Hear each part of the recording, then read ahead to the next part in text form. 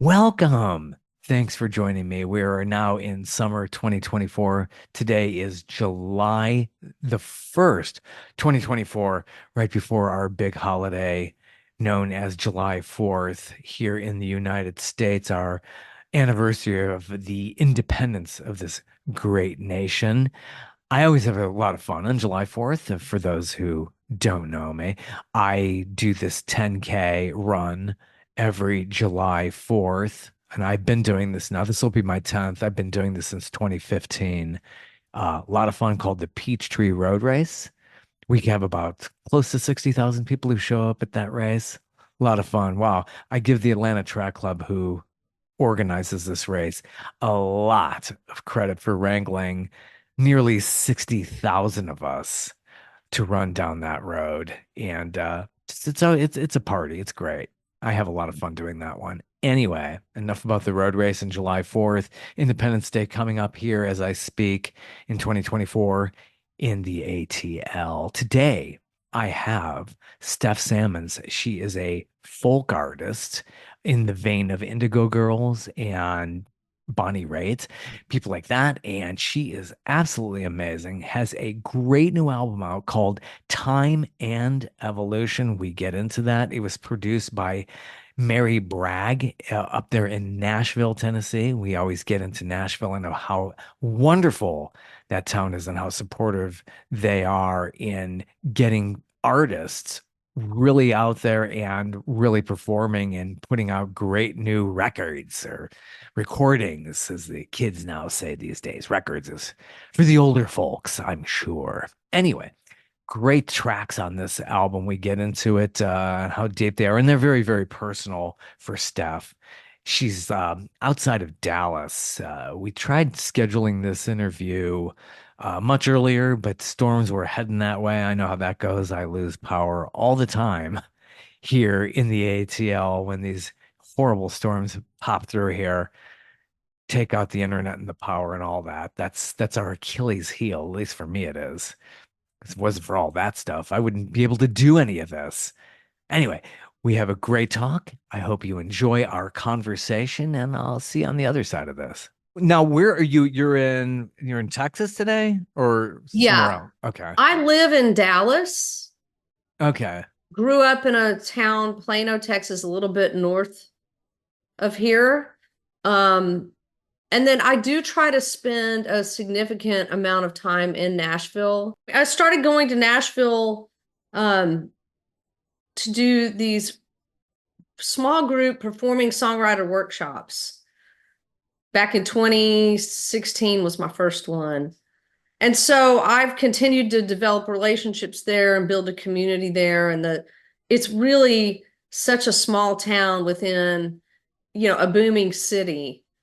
But the songwriter community, um, there's kind of a culture war going on there between what kind of songwriter are you? Um, but that community of the organic roots type of music songwriters is so supportive and incredible, and I've made some great friends, and I just really love it there. I love spending time there. So I'm not gonna, I might try and find a condo or something there, but my parents are here and they're in their 80s, and so I need to be close by. So, it's one of those things.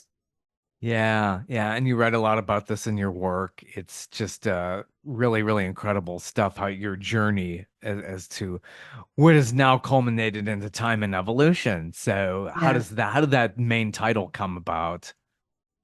Yeah, one of the singles on the song that we released as on the album that we released as a single is called Billboard Sign. And that is a song about the coming out experience, my coming out experience in a conservative culture, in a traditional Southern Baptist home, growing up in the First Baptist Church downtown Plano, Texas. Um, church Sunday morning, Sunday evening, Wednesday night, potluck dinner thing.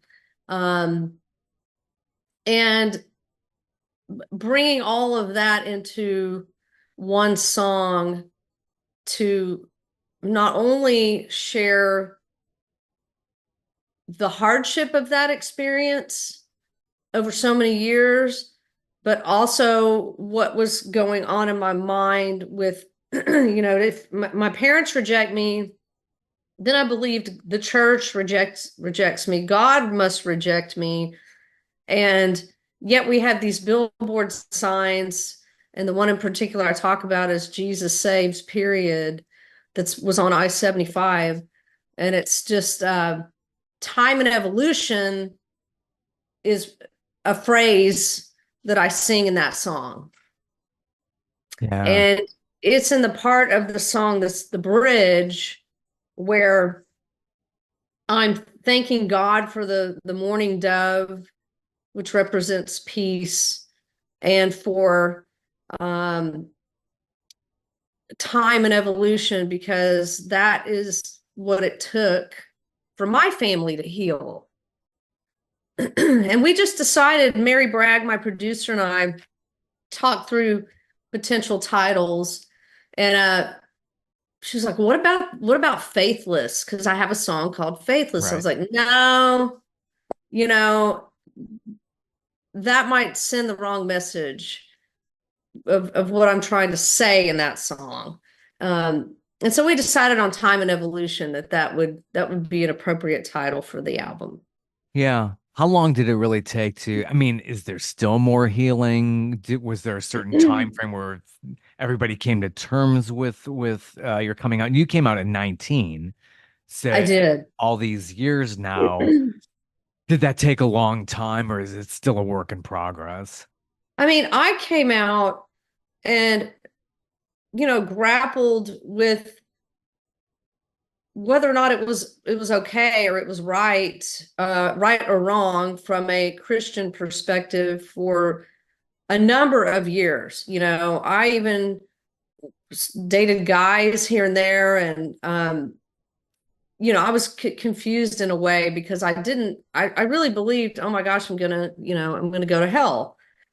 Um, but yet I have this thing, and how do I navigate this? How do I live my authentic self? I mean, anyone who has come out as LGBTQ has been through this if they're from a religious background.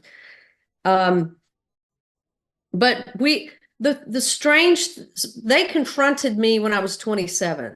So we never talked about it until then. And Wow. I was bringing people I was seeing around. They were allowed to come over and spend time with my family. But then one time I went home and was having dinner with them, and my dad confronted me at the dinner table. And I was shocked, and I was petrified and frozen.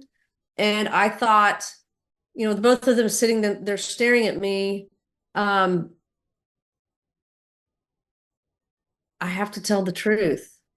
Yeah. I'm going Yeah. to tell the truth. And I made a split decision to tell the truth. And then that launched really a decade of time of difficulty, despair, excuse me, distance. Couldn't bring anyone home. So I had to choose, am I going to spend my holidays with my partner, or am I going to spend it with my parents? And we've never, and they wrote me some really nasty letters uh, that I don't really even know if they remember, but they were incredibly damaging to me, incredibly hurtful.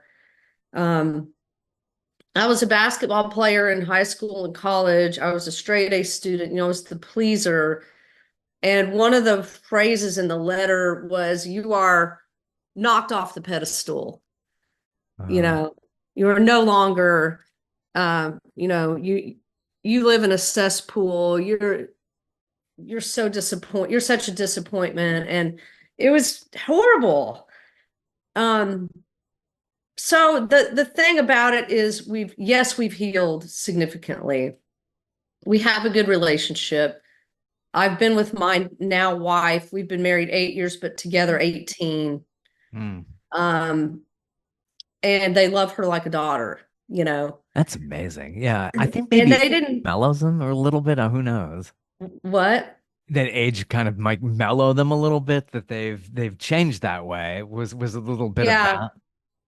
My mom came around first, and she wouldn't meet Kay, my wife, until we had been dating for a year. Wow. So maybe that says something about me and my track record. But uh and then she brought my dad along. And my mom came to our wedding. My dad did not. That was 8 years ago. So, that's kind of where he drew his line in the sand, had drawn his line in the sand. But the thing is, we've never talked about that period of time, the things that were said and done. They sent me all kinds of propaganda from Exodus International. And Mm, I had gotten to a point where I was in such despair about it that I was seeing a therapist, and she said, people lose their parents all the time. And you are not going to die if you lose your parents. You will be okay, but yeah. you have got to have the courage to live your life. And there was a little bit of a shift when I finally decided, okay, I'm going to pretend that I don't have parents anymore. And then that sort of started the wheels turning very, very slowly. Yeah, I just can't even imagine as a parent to even do that. I think it's almost kind of cult-like with their way of thinking. It's like, damn the consequences. We're sticking to our guns here. And I think that the way that they're brought up, they're in their 80s now, and they're from that era where it's like they were taught that, oh, it's a sickness. This can be Right. fixed. My parents' generation was like that too. They were around that same age, and yeah, I remember very clearly, especially in the 70s into the 80s, that there was a lot of that talk like, oh yeah, this is a sickness. It needs to be dealt with as a problem that you could totally turn around. And it reminds me of that old clip from Ronald Reagan back in the 60s saying that's, oh yeah, people need to go into a doctor and need to be really turned around. And Yes. the DSM-4, psychologists, I think this was probably the late 60s, said, no, it's not working. So, Yeah. get over this. It's not gonna, we're wrong. And but then there are people who are thinking, oh yeah, this is when culture declined because they didn't treat it as such. So, but you think back now, it's just so barbaric to even think that way. Right. Yeah, Unbelievable. and to it's understandable given their belief system, given the disappointment in that, you have a vision for what you want your kid's life to be. I mean, Kay and I have raised two sons together that she adopted from Russia before me. Hmm. They were 4 and 6 when I came into the picture. They're 21 and 24 now.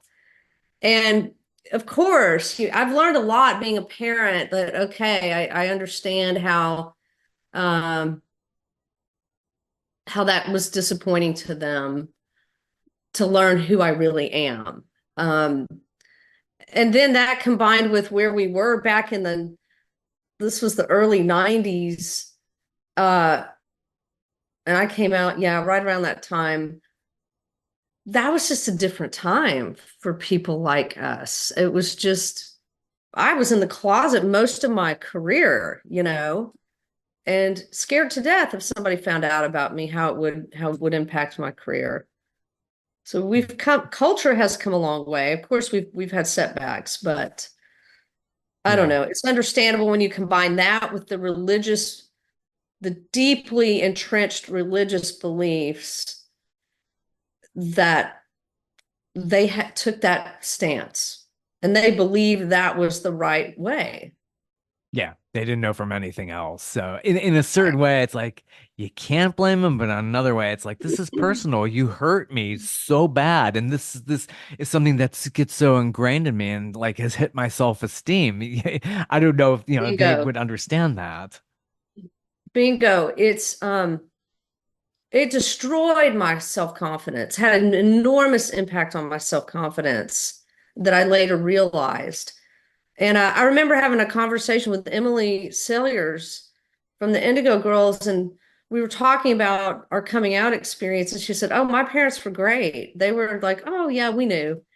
And I'm like, oh my God, I can't imagine. There's such a difference in your journey and the person you become based on that experience. And that's when I really started to own my journey and wanted to talk about it. And so the way that I do that is through song. And I don't really talk about it. Like I said, my parents and I really haven't talked about that whole experience, that period of time. Yeah, But and it it's came out in great song. that it's really great that you've channeled that into your art. Yeah. And not really, I've realized that about myself. The things that bother me and the things that marinate in my mind and the feelings that I have, I don't really share them with the person. I end up writing about them. That's how I'm expressing myself. And it's scary sometimes. Um, I had an EP back in 2017, and my wife and I were going through some struggles. And so I wrote a song it's called Trying. And uh, it's just a song about, you know, should we let go? It's just we should get credit for trying, but it's just not working or whatever. And every time I play on a stage or something, she's like, please don't play that hateful song. Hmm. It's Please like, don't play a hateful song about me. I'm like, honey, nobody knows it's about us and just it's okay. But anyway, yeah. yeah, it's like this is my therapy. This is how I had to work through this. Relationships are really tough. You have to probably Yes. the toughest things you'll have in life. Yes. Yes. But it gives you material. This is how It you gives me material and you never know what might come out in song. So, be careful about our conversations. That's a songwriter. yeah, absolutely. Gosh, a lot of feelings in the song "Faithless," and incredibly personal, and writing about the things that happen. Like, oh my God, if there's a God, why are these things happening? And a lot of people question that. Just if there is a God, just simply sitting there idly by watching the world destroy itself, is this the plan, or is there really a God? Right. Yeah. And really and truthfully, that song is, I think what I was really trying to get at was, is there only one way?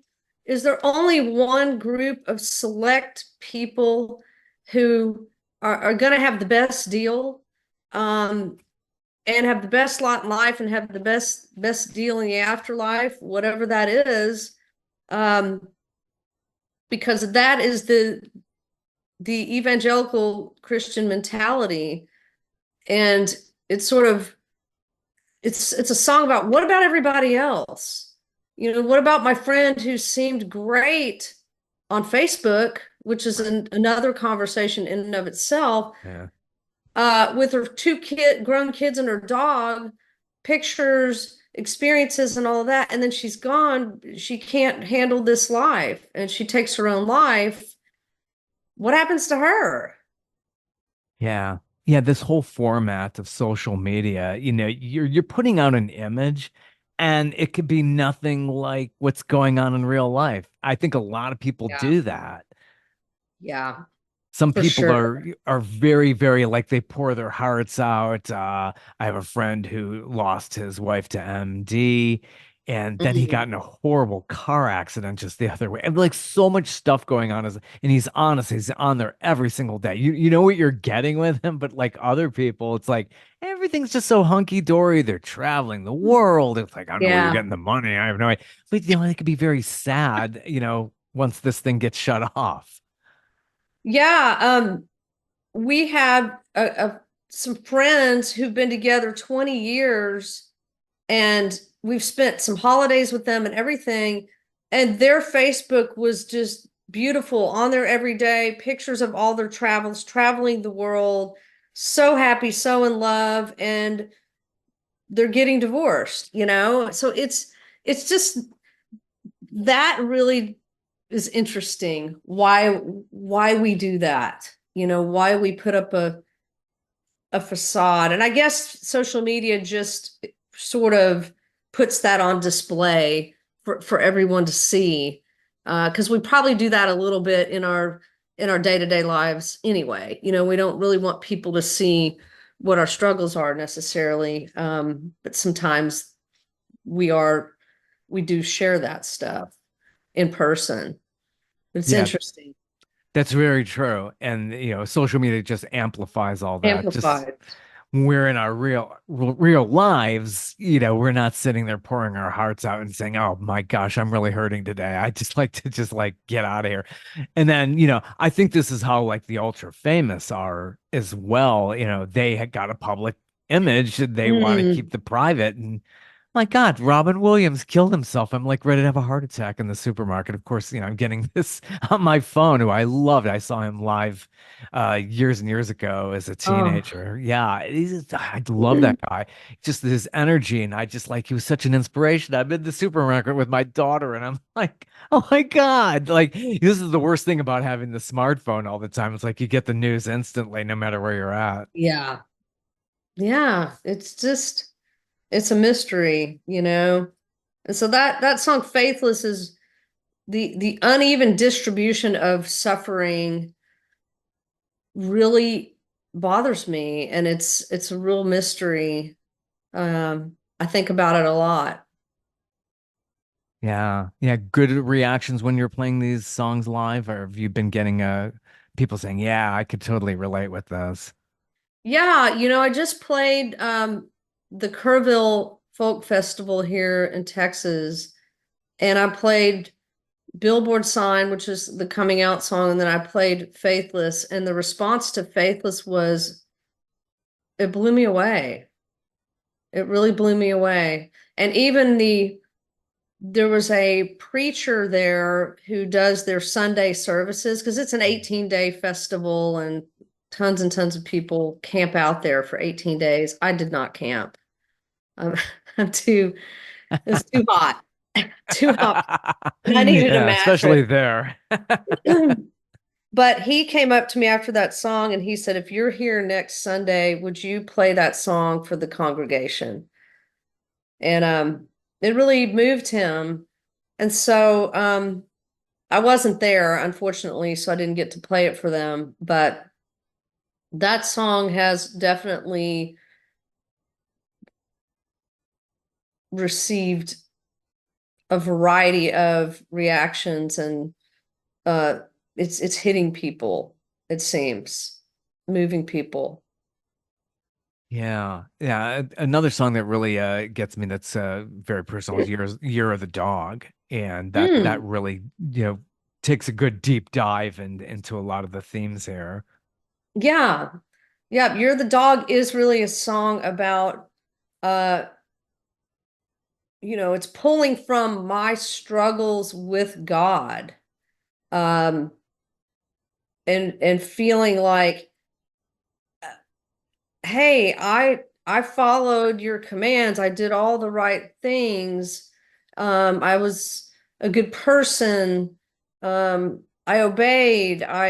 But was my love in vain because I'm trapped in this prison of shame. I'm chained up, and that's what that song is really about. Yeah, the Baptist church and the Yeah. feelings that are, yeah, very big down here, even in Georgia. That's for sure. I'm sure big in Texas. It's Oh just in yeah. almost every corner Baptist church. Yeah. Yeah. Yeah. And that song has a little bit more of a rock and roll kind of a Yeah. vibe to it. And it didn't start out, that's not what the song started out to be. And sometimes that happens when you're writing a song that you realize, oh, wait a second. I just tapped into something that I'm feeling. And then it was actually a song about me, but it didn't start that way. And not all of my songs are autobiographical. Most of them are, but that one did not start out to be, and then it ended up being. Yeah, that's right what you know. That's really where, the power comes in and just makes it so much more organic. And you could really feel that through this. The production, Mary Bragg, what was it like working with Mary Bragg? And also you do some collaboration with Guy Clark. How do you all work together to create this? Well, Guy Clark, his his main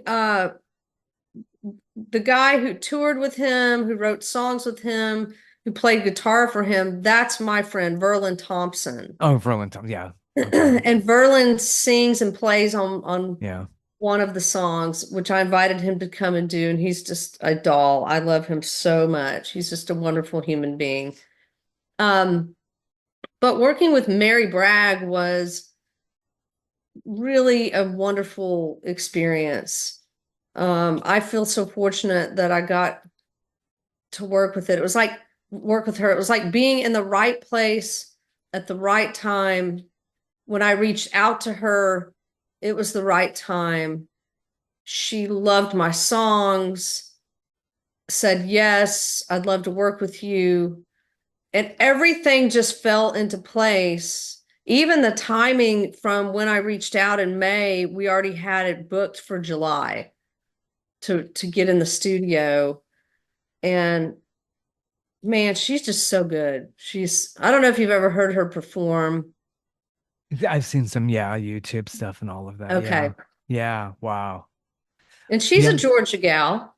Yeah, you got some Georgia connections here too, and especially with Indigo Girls and things Yeah. like that. Yeah. Have you played her before? Or like I always promote Eddie's Attic. That's the Oh Indigo man, Girls I mean, one. I would love to play Eddie's Attic. I haven't. I haven't played in Georgia yet. Oh Yet. wow. Yeah. Wow. Yeah. Indigo Girls need to hook you up and get you to Eddie's Attic. It's a cute Yeah. little Decatur's a little east of Atlanta and it's in their downtown. It's just really cute. Oh, I've I've done heard. a lot of work there. Oh, that's awesome. I've Yeah. heard so many great things about it, and it's on my list. You know, it seems like every city has a little place like that, and not large cities necessarily, but those are the kinds of venues that are are perfect, you know, because there's some intimacy in a venue of that size, and I love that. That's important. Yeah, yeah. It's a great little venue where you basically you really connect there. I always like the vibe of that room. And I'm sure, yeah, Emily really probably loves playing there. Oh Um, yeah. has played all kinds of venues, but yeah, things like that where you really do connect with that audience. And yeah, really, really good. Yeah, I hear so many influences in your stuff, and I would think that Bonnie Raitt is probably way up there, and Emmylou Harris. You mean up there in what respect? As far as like who's been inspiring you. Oh, for sure. Yes. Bonnie Raitt. I mean, there's a little bit of blues, I think, here and there in my songs. Uh, some chords here and there. But yeah, I loved Bonnie Raitt, still love her today. I loved Sean Colvin. Yeah, I haven't heard that name in a while. Of course, I loved the Indigo Girls. I loved Sheryl Crow. Um, lots of those, and Emmylou Harris, of course. Lots of those women really paved the way. Yeah. I've seen Sheryl Crow a few times. She played here during the Olympics, and then I saw her in 2022. She was part of ATL Fest with Lionel Richie and Billy Joel, and it was just Oh, I love seeing wow. her play to that crowd. It was Oh, big stadium, Mercedes-Benz Stadium here. So it's just like she's amazing. And a Nashville resident too. And you've obviously worked in Nashville. You recorded there and you attended a writer's workshop there. What a great vibe that city is. that city is a great vibe, great energy. And I actually attended, I think I'm up to 26 of those workshops. Great names involved in there too. Susie Bogus. That's a name Yeah, that goes back. I was like, yeah. what? Yeah, that's amazing. Oh, really amazing. And she's great. Each mentor brings something different to the table in terms of what they teach you. And Susie was uh, there to primarily teach us how to perform, how to get ready for a performance, how to stand up on stage with confidence. And so her workshop, I think I've done two with her, maybe three.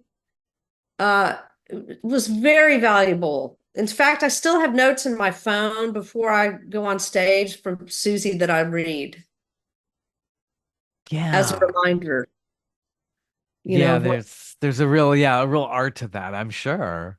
yeah, yeah. Yeah. Yeah, And there really, were really incredible. and there were others, I've been to 4 or 5 Emily workshops, and they're small groups, so you have time with the person one on one. Mary Gaucher, Jonathan Brooke, and so I've built relationships with them over the years that are more like friendships, and not that we talk every day or anything like that. I mean, we can go 6 months or a year without touching base, but I I love them and they've taught me so much, and all of the songs on this album, those folks have fingerprints on my songs.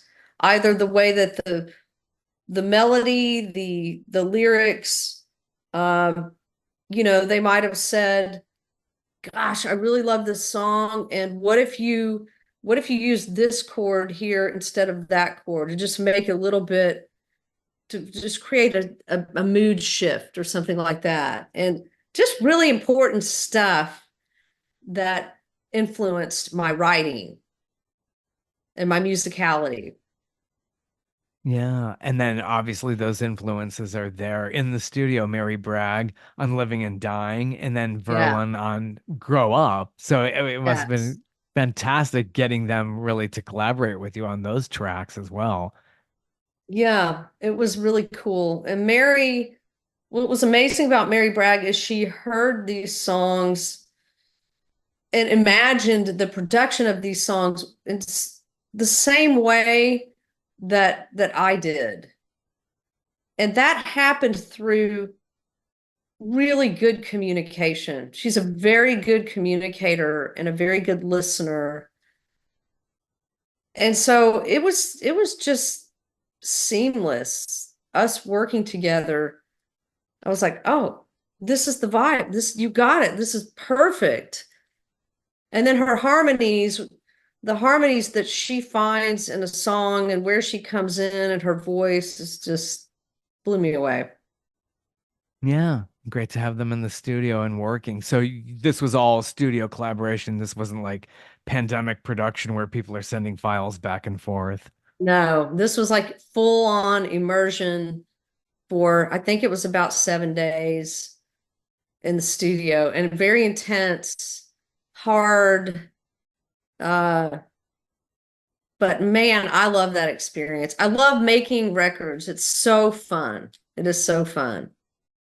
Yeah, yeah, and a great crew with you too. A Grow Up is an interesting song where you have a sister very close in age to you, and that seemed to be fodder for this track on how that came to be. How has that been received? Well, yeah, my sister is 14 months younger than I am, and she's had her share of struggles with substance abuse and sort of in and out of that world. Um, but man, she never gives up. She's a fighter. She gets back on top of things, and um, she's a pretty amazing person. But she has been my muse for some of my songs, and she hasn't heard all of my songs. And even if she did hear, I don't know if she's heard. I know she's heard "Grow Up" before, but she's never thought, I wonder if that's about me. Yeah. And Yeah. and you know, that song was written during a point of frustration because I was helping her get some help, get some therapy. She had come home from Georgia. She lived in what was the town? Decula? Yeah, yeah, not too far from me. It's a little Okay. like northeast of where I'm at. I'm in Peachtree Corners near Norcross. So it's like, yeah, northeast of me. Yeah, okay. That all Decula. sounds familiar. Same county. But she came home from, really, life had gotten very difficult there for her. Um, because she had just gotten involved with the wrong people and kind of gone downhill and just self-destructed. And so she had come home, and I was getting her set up with someone who was helping her a lot. And I got an invoice in the mail, and this was the second one that I got. And he was expensive, an expensive person for her Mm. to see. And it said stamp no show on the invoice. So she didn't show up, Oh, and I was getting charged. And uh, so I was so upset about that. Instead of calling her, I flipped over that invoice and I wrote that song about when are you going to grow up, when are you going to grow up. And that's where that came from. oh wow. Isn't it amazing where you get the inspiration for something like from an incident like that? So I hope she's doing much better.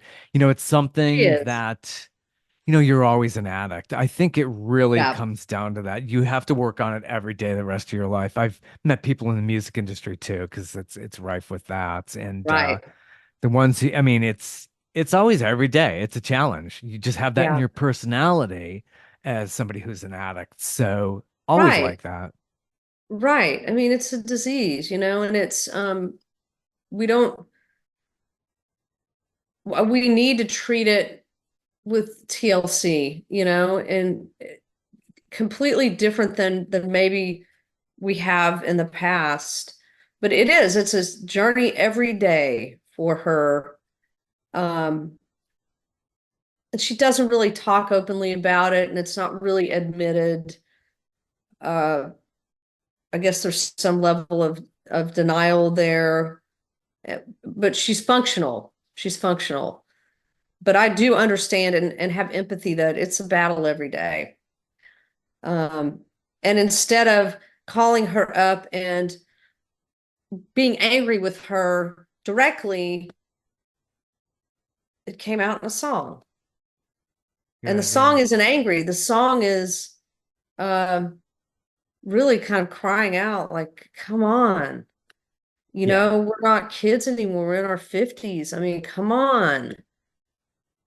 Yeah. It's so true. So Some people never grow up. They can be 60s and 70s I and know. beyond. We see that with some leaders. Oh my gosh. Yes, we do, I don't we? just, what a circus the world can Yeah. be. Yeah, totally. And you close out the album with a great track called "Holding On to Jesus." Thank you. Your parents, yeah, 60 years. Mine were together a long time too. Yeah, more than half a century. It's just that really is an amazing feat. Yes, it is. Got it. You got to give them credit that way at least. For sure. For sure. I mean, I think that's had an impact on my relationship lasting for 18 years so far. Yeah. Um, but I wanted to do a tribute to them, and I started writing that song a good while ago, and I just put it down because I couldn't, I was like, this is cheesy. I don't know what I want to say here. And then I dusted it off because my mom was turning 80 and they wanted me to sing at her party. I'm like, well, what am I going to sing? And I pulled those lyrics out and I rewrote that song and I performed it at her 80th birthday party. And Oh, they must love that. Yeah, she that's great. loved it. And it was really a wonderful moment. Yeah. When did you pick up learning music? Did that just start when you were incredibly young or just much later on? Because you also got into basketball. Right.